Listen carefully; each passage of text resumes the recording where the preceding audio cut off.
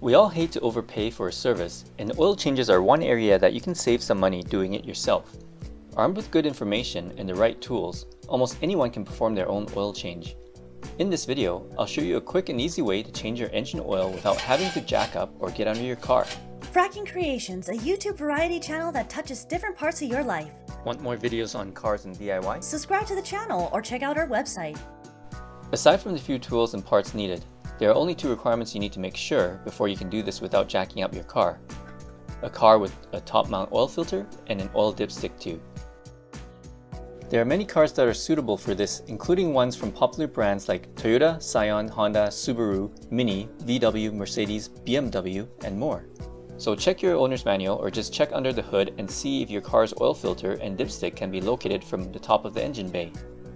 What we're going to do is use a fluid extractor like this to suck the oil out from the dipstick tube and change the oil and oil filter without creating a mess. It's great because you don't need to jack up your car, get under it, remove any bolts or clips to remove splash shields, or deal with dripping or splashing oil. Check our video description below for the tools needed for this easy oil change. Your car should be on level ground for checking the oil level later. Make sure your car is not hot. If it's been running, then it needs to cool down before you start. If it's cold, you may want to start your engine for a few minutes to get the oil flowing and warm. Get all your tools and parts ready. Open the hood and remove the engine cover if there is one. Locate and remove the oil dipstick, then put the fluid extractor hose in. Note that in my case, the extractor hose is not long enough, so I had to purchase an extension hose and attached it to lengthen. Know how much oil you need to extract out for an oil change and mark that on the extractor. You will need to keep track of this while you vacuum the oil out. When pushing the hose in, you will need to push the hose until it bottoms. Mark this point for future oil change use. Undo the oil filler cap to make it easier to suck out the oil. Pump about 10 to 30 times to get the oil going. If you hear air sucking noises, then you may not have put the hose in enough, so adjust as necessary. Every now and then, give it a few more pumps as needed. Stop any time by releasing the vacuum release valve when the desired amount of oil is removed. While the oil is pumping out, you can start this step. Use your oil filter wrench or removal tool to remove the oil filter cap or old oil canister. Slowly take it out and use a shop towel to prevent oil dripping in the engine bay if needed. To remove a replaceable filter element, give it a tug to remove from the cap. You can check the description below for the links to the products. Clean inside the oil filter cap and assembly if necessary. Make sure not to drop or leave anything inside.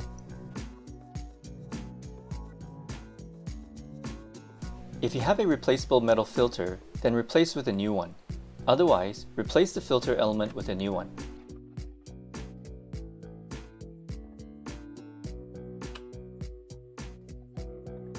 With this type, you will get a new gasket with the filter, so make sure to replace that using a flathead screwdriver or pick. Lube it with new oil before you put the new one on.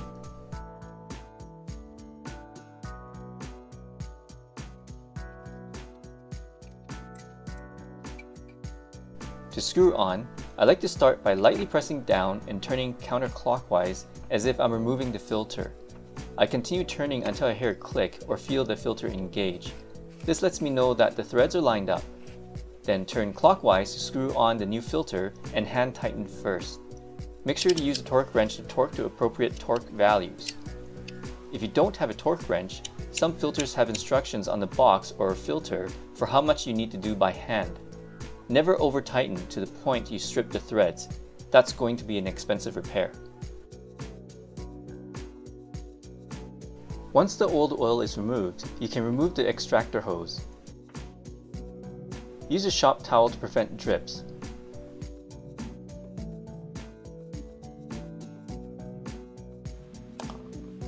Pour in slightly less than the required amount of new oil. Wait a few minutes to ensure the new oil has drained down properly, then check the oil level with the dipstick. If it's between the low and high indicator, you are good for now. We still need to start the car to get the new oil flowing before we do a final oil level check. Clean the oil filler cap and port, then reinstall the oil filler cap and dipstick. Now is a good time to add fuel system or fuel injector cleaner to the fuel tank. Follow the recommendations of the fuel system cleaner you use. The difference between fuel system and fuel injector cleaners is that fuel system cleaners typically have higher concentrations of solvent. Also, cleaners containing PEA work the best, so look for those. Check for tools left behind and remove from the engine bay.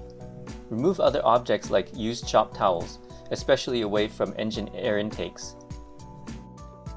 Check the oil filter is on properly. Check the oil filler cap is installed properly. Check the oil dipstick is replaced properly. Start the car to look for any leaks or listen for unusual sounds. Make sure there is no check engine light lit up and no warnings on the dash indicating any problems. After a minute or so, stop the car, let it rest for a minute, then check the oil level and top up as necessary.